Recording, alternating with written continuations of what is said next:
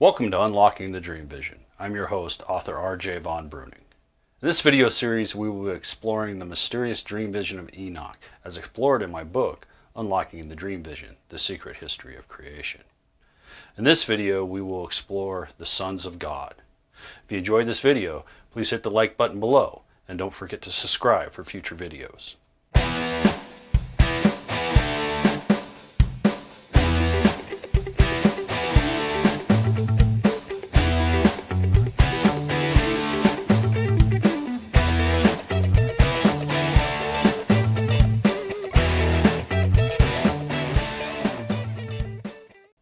This series presents information based in part upon theory and conjecture of the system of esoteric symbolism. The purpose is to suggest some possible interpretation, but not necessarily the only one, to the many mysteries we will explore. Welcome to the next part of the story that appears to be also universally remembered the world over. Every known ancient culture, mythology, and folklore speaks of this ancient time of when the gods, which were more commonly known in the Bible as the sons of God, took human wives from the daughters of men, and gave birth to mighty children that were half man, half God. These unholy children of the gods are remembered as demigod, hero-like individuals of legend. They are the mighty men which were of old, men of renown, spoken of in chapter 6 of the book of Genesis. In the Western world, the best known and most familiar of these types of stories is the ancient Greek mythology of the mighty Zeus with his terrible thunderbolts and his fellow Olympians mating with humans. It is possible that out of this breeding with the sons of gods that our own genetic line may originate around 160,000 BC. We will begin by returning to the book of Enoch and the dream vision. And I looked at them, and I saw, and behold, all of them let out their privy members like horses, and began to cover the cows of the oxen, and they all became pregnant, and bare elephants, camels, and asses.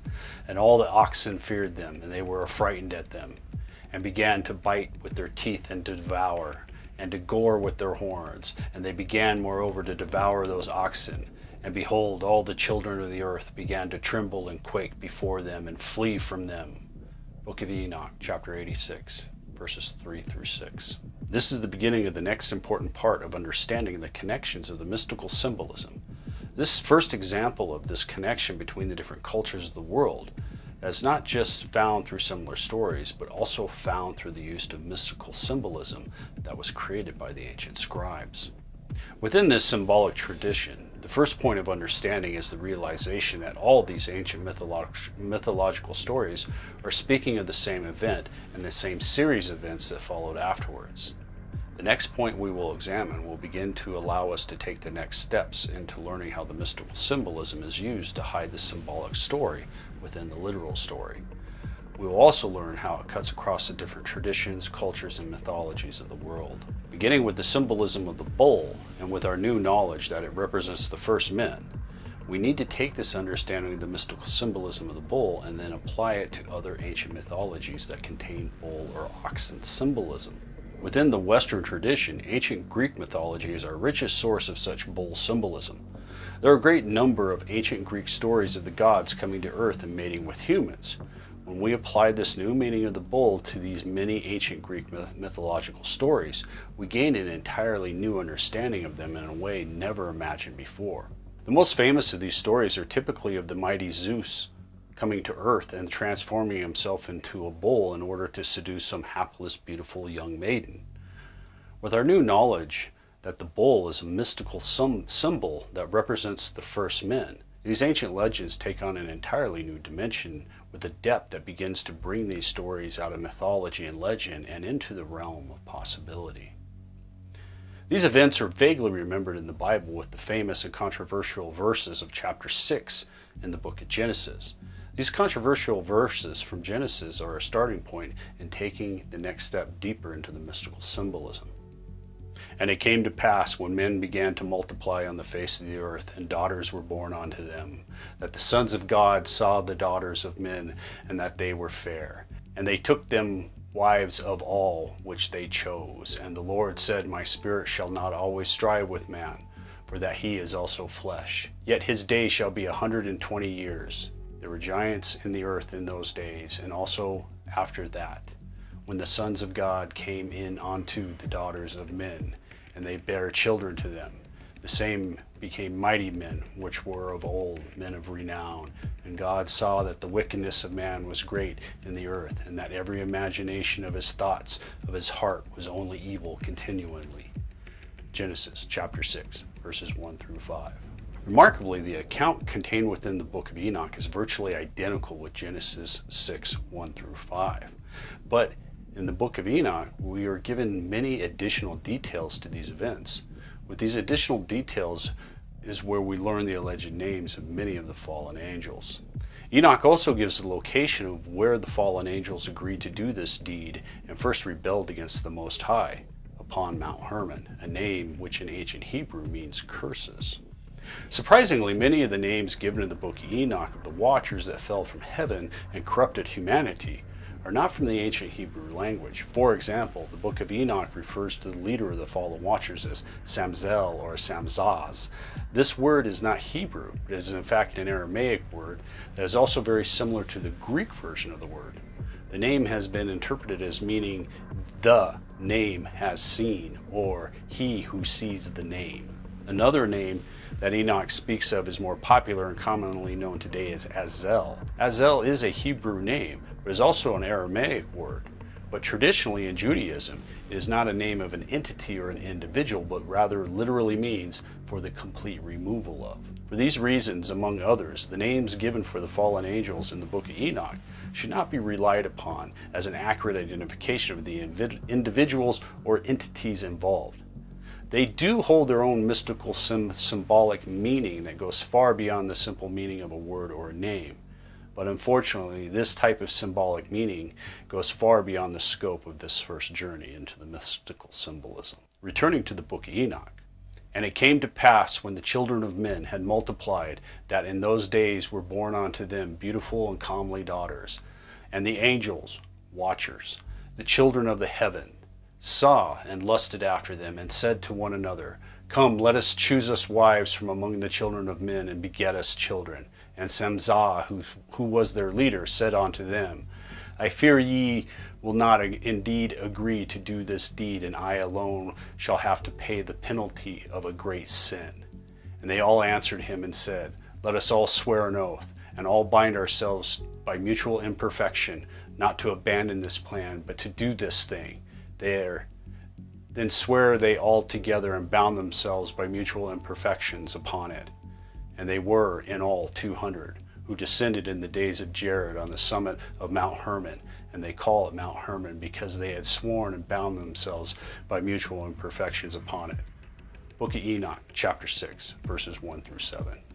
In chapter 8 of the book of Enoch, we learn of the offspring of the watchers and their human wives. We also learn of the knowledge or light that the star that fell from heaven and his fellow watchers had brought to humanity. First, we'll examine this divine knowledge, and then we'll move out to their more famous offspring. The book of Enoch gives us two descriptions of this heavenly knowledge that the fallen watchers brought to humanity. Both versions are very similar to the other ancient mythologies that speak of how the gods brought enlightenment to early man, with both the ancient Greek and Egyptian mythologies being two of the best well known. Although ancient Greek and Egyptian mythology may be the best known, this general idea of the gods coming down from the sky and imparting divine knowledge of the heavens upon humanity is something that is universally agreed upon by all the oldest mythologies that we are aware of. The more detailed of the two descriptions of this heavenly knowledge given by the Watchers comes from chapter 69 in the book of Enoch. In it we are told that Enoch is standing before the Lord of Spirits and his holy angels, Michael and Raphael, hearing about the crimes that the fallen Watchers had committed against man. The name of the first is Yichin. This is the one who led astray all the children of the holy angels, Watchers, and brought them down onto dry ground and led them astray through the daughters of men. And the name of the second is Asbiel. The one suggested an evil plan to the children of the holy angels, Watchers, and led them astray, so that they corrupted their bodies with the daughters of men. And the name of the third is Gadriel. This is the one that showed all the deathly blows to the sons of men, and he led astray Eve, and he showed the weapons of death to the children of men. the shield and the breastplate and the sword for slaughter, and all the weapons of death to the sons of men. And from his hand have gone out against those who dwell in the dry ground, and from that time forever and ever. And the name of the fourth is Pimu. This one showed the sons of men the bitter and the sweet, and showed them all the secrets of their wisdom. He taught the men of the art of writing with ink and paper, and through this many have gone astray from eternity to eternity and to this day. For they were not created for this, that they should confirm their faith like this with pen and ink. For men were created differently from the angels, so they might remain righteous and pure, and death, which destroys everything, would not have touched them. But through this knowledge of theirs, they are being destroyed, and through this power death consumes them. And the name of the fifth one is Kisti. This one showed the sons of men all the evil blows of the spirits and of the demons, and the blows that attack the embryo in the womb so that it miscarries, and the blows that attack the soul, the bite of serpent, and the blows that occur at midday, and the sons of the serpent who is strong. Book of Enoch, chapter 69, verses 4 through 12. As you can now understand, this description is very similar to many of the other mythologies of the ancient world. The primary difference is that within almost all the other mythologies of the ancient world, these fallen watchers are not viewed as disloyal fallen angels who rebelled against the Most High, but they are normally thought of as powerful individual gods in and by themselves. In this description given by Enoch, you can see that some of the verses do hint at the idea of slavery, with it being rather blatant that humanity was not supposed to know or be aware of ink and writing. This also implies that before this event of the Watchers falling from grace, humanity existed at a very low level of knowledge and technology, just as you would expect if they were a slave species. Now, if we take this new information and return to the biblical story using the dream vision as our guide, we can now learn the next important aspect of how the mystical symbolism is used to hide the symbolic allegorical story within the literal one. This additional information allows us to understand that the biblical text remembers this part of the story of the Lord of Light coming to earth and imparting knowledge to humanity, but only if you're aware of the greater story through the mystical symbolism. Chapter 4 of the book of Genesis, we are told that after Cain is exiled, he has many children and descendants. We're also told that these descendants of Cain are the follower of certain types of knowledge. In the verses of chapter 4 of Genesis, we learn that there was one named Jabal, and that he was the father of those who dwell in tents and tend cattle. We are told of his brother Jubal, who is the father of all such as handle the harp and organ. And then finally we are told of a cousin named Tubal-Cain, who was the instructor of every artifice in brass and iron. It is only through our newfound esoteric knowledge of the true meaning of the mystical animal symbolism contained within the dream vision that we can begin to see the hidden story contained within the literal one. We can now understand that this information contained within chapter 4 of the book of Genesis is actually, if rather vaguely, speaking of some of the knowledge that was imparted to humanity by the star that fell from heaven and his fellow fallen watchers that the book of Enoch speaks of. This connection is impossible to make unless you are aware of the dream vision, and that long ago, one early morning, a star fell from heaven, a star that brought freedom and divine enlightenment of the heavens to a brutally enslaved humanity.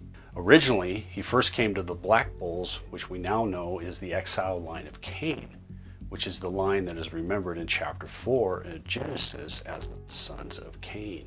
This brings us to the next esoteric insight, which is realizing that the idea that the leader of the fallen watchers, commonly known today as Lucifer, is also known as the Great Light Bringer, also known as the Bringer of Light, or more commonly as the Lord of Light.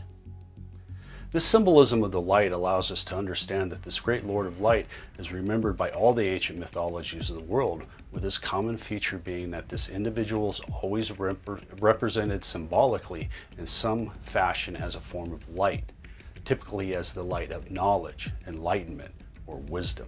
A symbolic representation that is still known and used to this day. It is this highly symbolic representation of light that allows us to understand how the Bible is speaking of this great Lord of Light. Not only does it speak of this Lord of Light, but it also is the next example of how to follow the greater esoteric story through the different ancient mythologies. In this case, we only need to follow the mystical animal symbolism of the dream vision and apply this new understanding to follow follow it through the biblical text. Doing this will lead us to the next great radical heresy in our journey, which is that the very first verses of the book of Genesis that speak of the creation of the world with the dividing of the light and the darkness by God are in fact speaking of this fall of Lucifer and his fellow watchers and their creation and establishment of a new world order. In the beginning, God created the heaven and the earth was without form and void, and darkness was upon the face of the deep. And the Spirit of God moved upon the face of the waters. And God said, "Let there be light," and there was light. And God saw the light, and that it was good. And God divided the light from the darkness, and God called the light day and the darkness night, and the evening and the morning were the first day. Genesis chapter 1, verses 1 through 5. The key to understanding this radical heresy is the symbolism of the light and its true esoteric meaning. This allows us to begin our heretical understanding that the first five verses of the first chapter of the book of Genesis are actually speaking of the fall of Lucifer and his fellow watchers and the new world that they built. Although this may be one of the most radical heresies you've ever heard, it also allows us to answer the long-standing mystery about the heretical sect of Christianity known as the Gnostics. As many are aware, within the Gnostic belief, there is a heretical idea that the God of the Bible is really the devil or Satan, and that everyone has been deceived by this most devious and evil creature. This idea has typically been scoffed at or just outright ridiculed, mocked, and generally dismissed as about as crazy as you can get in the department of heretical beliefs as far as the Judeo-Christian belief system is concerned. It is also one of the reasons that was used by the early Catholic Church against the Gnostics in their war with the other early sects of Christianity. This Gnostic belief can only make sense if you understand the symbolism that we've already covered up to this point. The next step is to understand that Gnostics were taking a much more Greek mythological viewpoint of this entire story. They were, in fact, overlaying this ancient Greek mythology with this basic understanding of the mystical animal symbolism within the dream vision in the Bible, much as we are doing. In the process, they replaced much of the mystical animal symbolism of the monotheistic Christian interpretation of the Bible with their mythological Greek equivalent. This is the secret of the Gnostic heresy and why they were destroyed by the early Catholic Church. Because this allows us to begin understanding that if we do this, the mighty Zeus with his powerful thunderbolts of Greek mythology becomes the fallen watcher remembered as Lucifer, who fell like a star from heaven one early morning. Also, just like Lucifer, the mighty Zeus is always symbolically presented as a great god of light or a lord of light within Greek mythology. This then allows us to realize that the others that descended and cast themselves down from heaven to that first star, as the dream vision tells us, are most likely the other legendary gods of the ancient Greeks, commonly known as the Olympians. If we expand this out to the rest of the gods of ancient Greece, it allows us to take the next step in understanding that the Greek god Cronus, who was known as Saturn to the Romans, that defeated and ruled over the mighty Titans, would be the Lord God along with his powerful archangels of the biblical tradition. This then brings us to the understanding how the Gnostics came to the heretical belief that the God of the Bible is really the devil. This will allow us to understand how these two seemingly different mythologies are strikingly similar once you understand the meaning of the mystical symbolism. Within Greek mythology, it's the mighty Zeus that creates humanity after he and his fellow Olympians dethrone the tyrant Cronus and his terrible titans. Within the mythology, Zeus is always presented as the great creator of humanity who is a good and loving God to all that follow his just and godly laws, for he is the great God of light. He is also believed to be responsible for giving humanity all the knowledge of civilization. This is very similar to how the Lord of the Bible is described. The Gnostics use this Greek interpretation of creation, which makes Zeus the great Lord of light, or Lucifer, the creator of humanity, and not the Lord God, Cronus, which is how and why they believe that the fallen watcher, Lucifer, commonly viewed as the devil, is the god of this world and the one that is recorded in the book of Genesis. This could be the best example of what happens when people only have a small bits and pieces of the overall symbolic story with only a limited understanding of the mystical symbolism or how it is used by the ancient scribes. As we've already learned, this viewpoint of the Gnostics leaves out some important pieces of information that help complete the greater esoteric understanding of the story. This is because the Gnostics appear to have only focused on one primary source of mythology, in this case, ancient Greek mythology. Additionally, as we will continue deeper into the mystical symbolism, you will learn that they also had a very limited interpretation of the mystical symbolism in general. This then brings us to one of the most famous parts of the entire story of the fallen watchers, their offspring. The unholy children of the sons of God and the fair daughters of man, the Nephilim. The Nephilim, by far one of the most controversial, misunderstood characters of the entire biblical tradition. The two primary reasons for this is because, one, the vagueness in the information given in chapter 6 in Genesis. The second is because the primary source of information on this subject for the entire biblical tradition, the Book of Enoch, has been missing for the last 1600 years.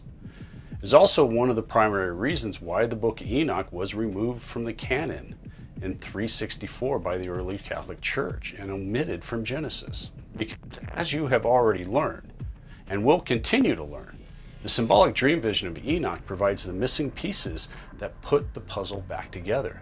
But if and only if you understand the meaning of the mystical animal symbolism of the scribes and how it was used.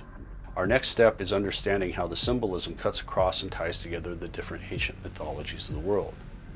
This allows us to begin understanding that each mythology is providing additional pieces of information to the overall esoteric story. As we discovered in the verses of the dream vision, the fallen stars that came to earth became bulls among those cattle, and they all led out their privy members like horses, and they began to cover the cows of the oxen, and they all became pregnant and bare elephants, camels, and asses.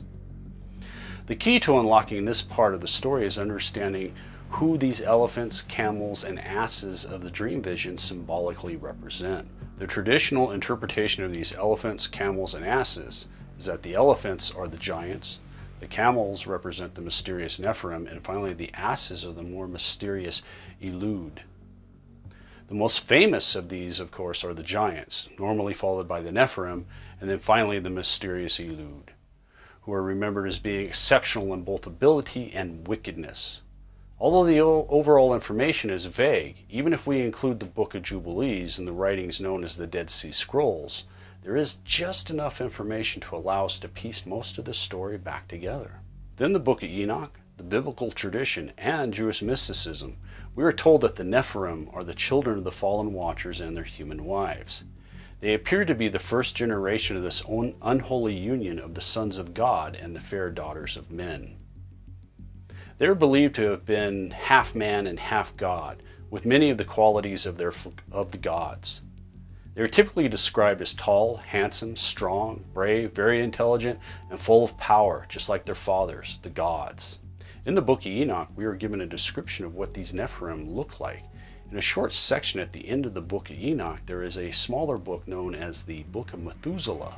Within this Book of Methuselah, we are given a description of the firstborn child of Lamech, a child who is said to have had some very interesting features that led his father to ask his father, Methuselah, if he could have been the child of the angels, a child that was named Noah. It begins with a highly disturbed Lamech going to his father Methuselah after the birth of his first son, and his very unusual appearance, in which Methuselah goes to Enoch and describes what his son Lamech had told him about his firstborn son.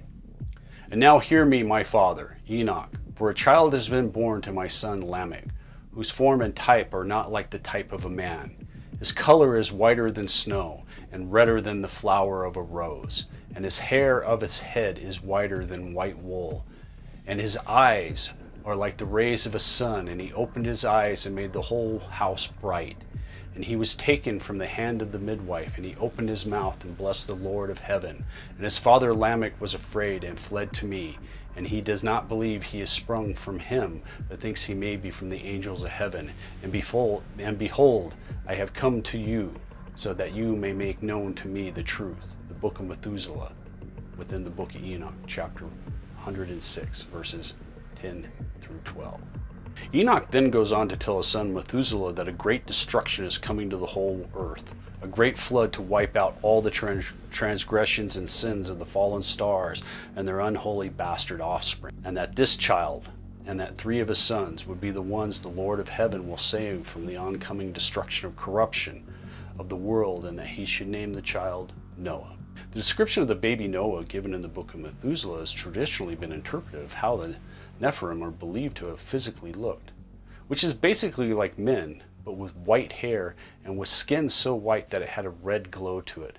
His eyes are thought to have been the crystal blue that all the ancient societies of the world believed the gods possessed. It is also believed that these children of the gods, just as with baby Noah in this story, could speak from birth, and these were all the things that could help identify them as the children of the gods, or the Nephilim. The important thing to understand here is how this story connects with the ancient Greek mythology.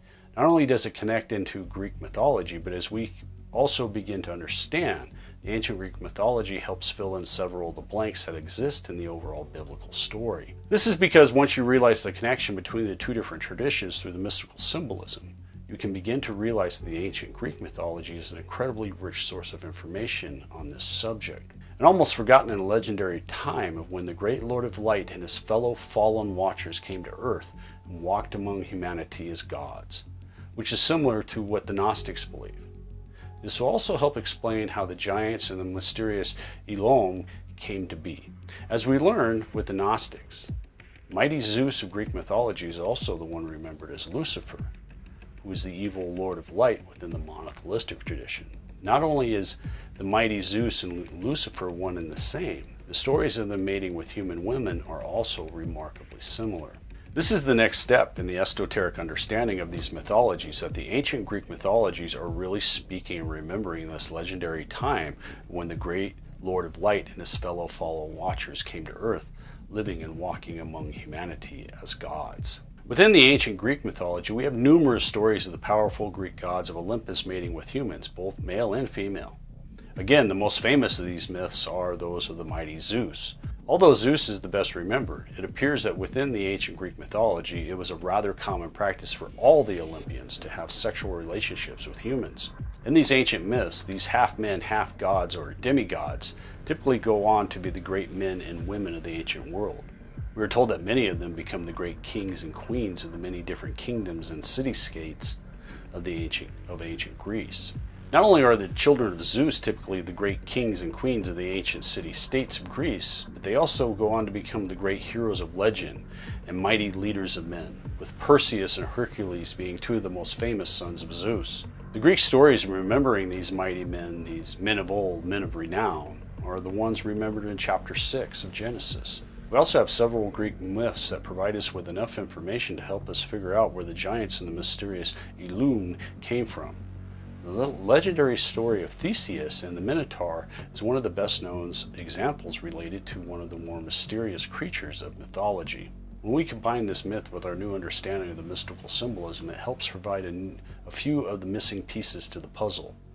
It will also allow a greater understanding of how the symbolism is used within the literal story. The Minotaur is said to have been a creature with the head of a bull and the body of a large man who dwelt in the center of the legendary labyrinth.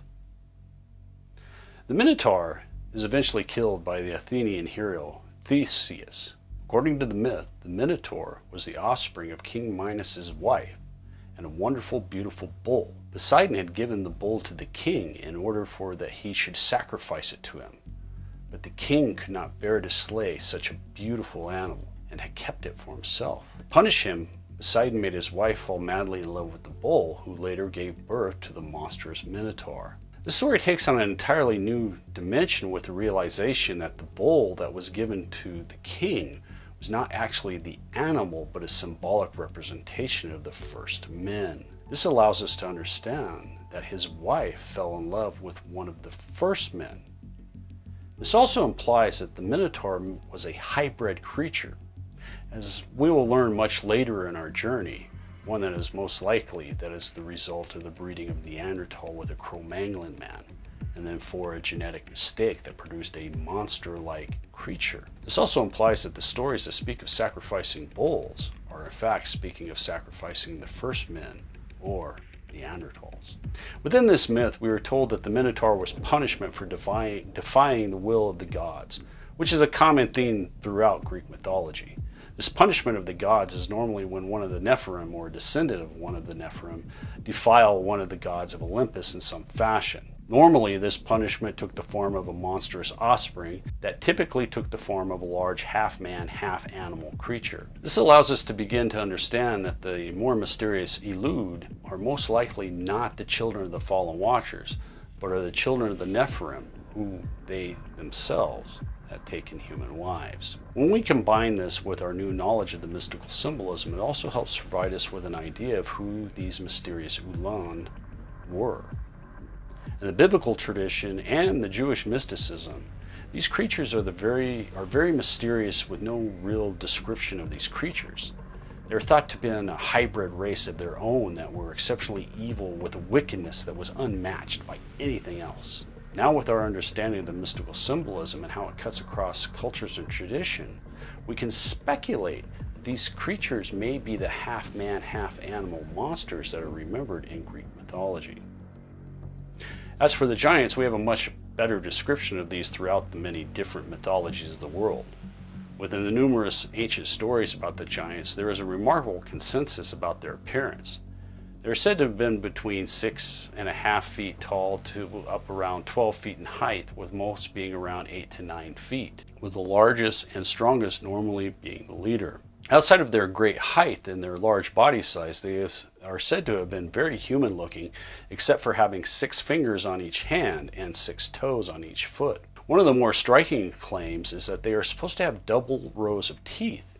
It is also said that the vast majority of the giants were violent and would often hunt and feed upon our ancient ancestors. These stories often tell us that our ancestors thought the giants to be rather dim-witted and slow.